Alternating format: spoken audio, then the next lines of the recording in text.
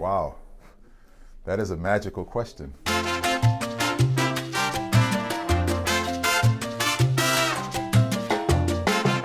Hello les aficionados, aujourd'hui je vous reçois ici à la Maison Le Maire pour rencontrer Sean Wiliams qui est l'ambassadeur de la marque Silencio. Alors pour ceux qui ne savent pas, en fait Silencio c'est tout simplement la marque Cohiba US qui dans le reste du monde se nomme désormais Silencio. J'ai eu la chance de m'entretenir avec Sean Wiliams lors de son périple européen et voici son interview.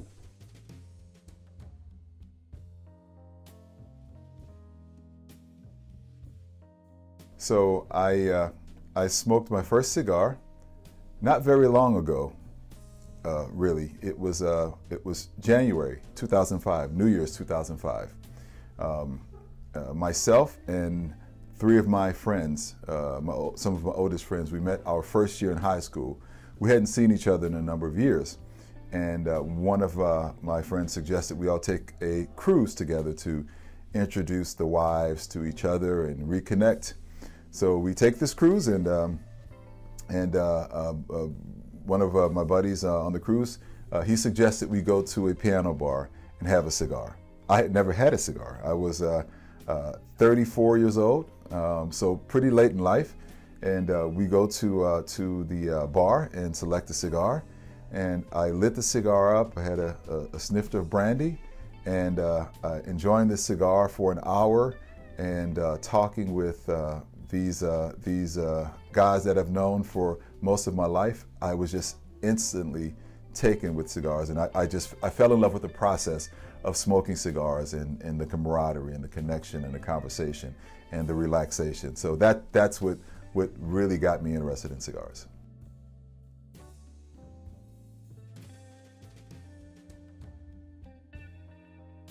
So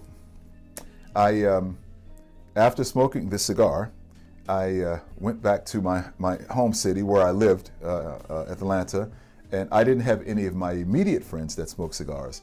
So I wanted to meet other cigar smokers. So I started a cigar group in Atlanta called the Atlanta Cigar Society.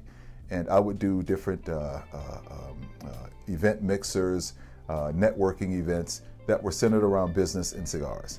And my events grew a little bit in popularity, so I thought it would be a good idea to have a private label cigar just for the people that would come to my events. So that's how I got started in the business.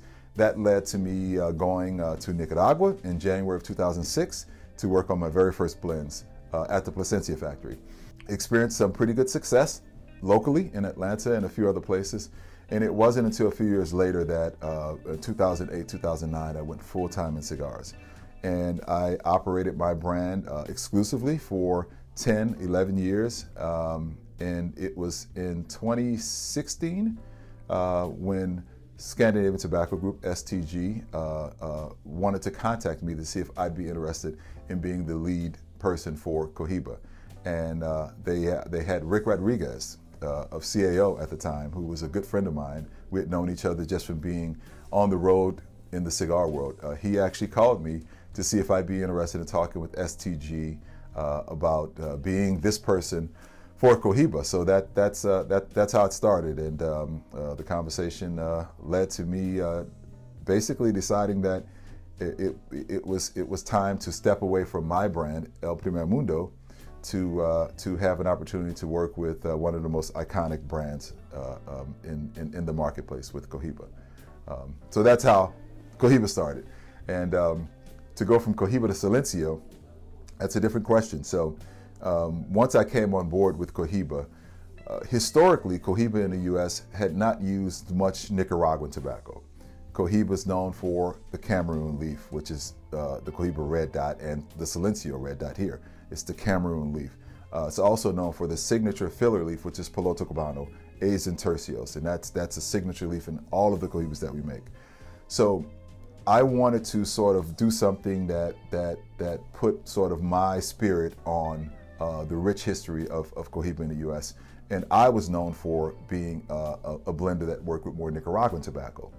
So it made sense to do something that sort of blended those two philosophies. So the Silencio in the U.S. is my signature cigar. It's not available for sale No one can ever buy it. If you get that cigar in the US, it's because I had the opportunity to meet you. You were at an event that we did or something like that. So the Silencio, the Cohiba Silencio in the US is actually made at our factory in Nicaragua, and it is comprised of a Jalapa Nicaraguan wrapper, Cameroon binder to represent Cohiba, and the filler has Esteli Nicaraguan and Jalapa Nicaraguan tobacco with Piloto Cubano. So it was basically just sort of, it was the first cigar that I worked on with Cohiba, and it also symbolized my history as a cigar maker and the history of Cohiba in the US. So Silencio over here is different because it's on the shelves and you can buy it. It's not the same blend, but hopefully we'll bring that blend here. But in the US, you can't buy Silencio.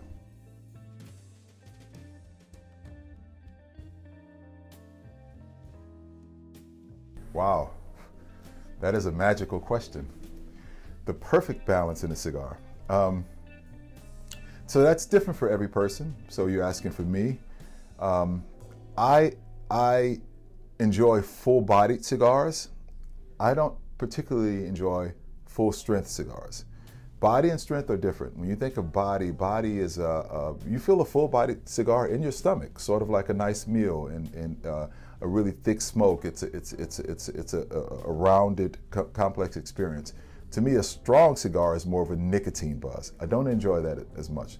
So for me, I like a nice, fuller-bodied cigar. I like a subtle spice to a cigar, just more the front of the palate spice, not sort of the back of the throat. And I want flavor. Flavor is most important.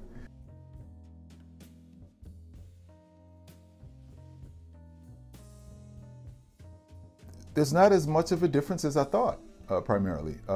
Now, candidly speaking, this is my real first experience going around the total European market. I've been to Europe, I've been to Italy, I've been to the UK, but I've never had this experience as I had on this trip, starting in Spain, going to the Netherlands, then to Germany, and now here to France. At their essence, true cigar lovers want to have new experiences. Everybody wants new experiences. Life is about experiences, right? So I am pleasantly surprised to see that there's not very much difference. The difference has been what's been available. In the US, Habanos hadn't been available.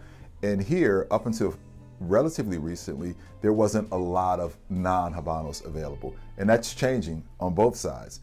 And what I see is that the true cigar lovers are responding to that change and they want to experience different things. So there's not that much of a difference, ironically.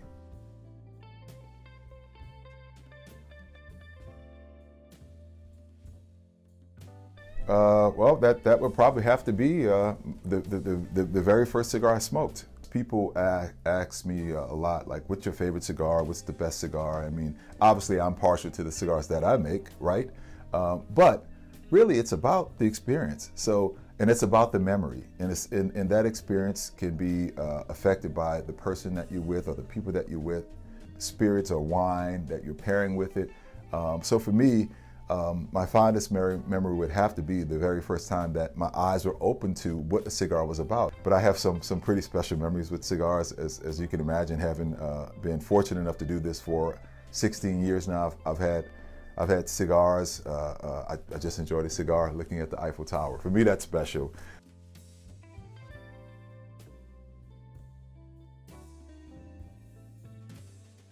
Some pretty big changes as it relates to what cigars are available in the market, both places. In the US, Habanos are not available in the retail shops, but the consumers in America are able to order Habanos if they can get them, or they can travel to Cuba and pick them up and bring them in, which that's a situation that has really just been available for the last 8 or 10 years. Conversely, over here, it seems that Habanos are a little bit more difficult to get, so there's more non-Habanos available, Silencio being one of them as well. So I think the evolution of the market is really just going to be the spirit of the true cigar lovers to explore all that has to offer. And when you really think about it, when you think about the evolution of the market, starting with the revolution in the late 50s and early 60s, when all of these great tobacco families left Cuba, as tragic and as bad that situation may have seemed there, for cigar lovers now, it's a great thing because you had those families, the Plasencias, the Toraños, the Fuentes, the Patrons, all of these great, the Fernandezes, all of these families left, and they found terroirs in Nicaragua, Ecuador, Dominican Republic, and they took these seeds and they started growing in all these places all over the world. Most notably, all of these places are pretty close to the equator, all the way around the world.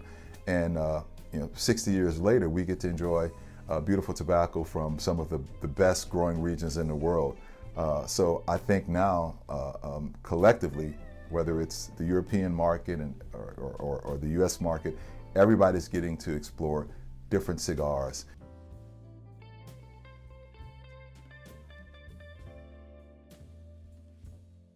A little word in French. Merci beaucoup. And as we say in New Orleans, which is probably the most significant French culture in America, next time you light your cigar, laissez le bon temps rouler.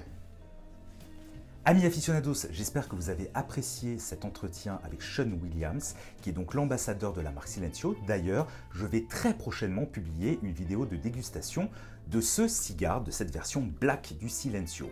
Comme toujours, n'hésitez pas à vous abonner à la chaîne, à commenter cette vidéo, à la partager, à mettre un pouce vers le haut. Quant à moi, je vous donne rendez-vous très prochainement pour une nouvelle vidéo sur Cigare TV. Merci. That was easy. That was it. Oh, Yeah. You're easy.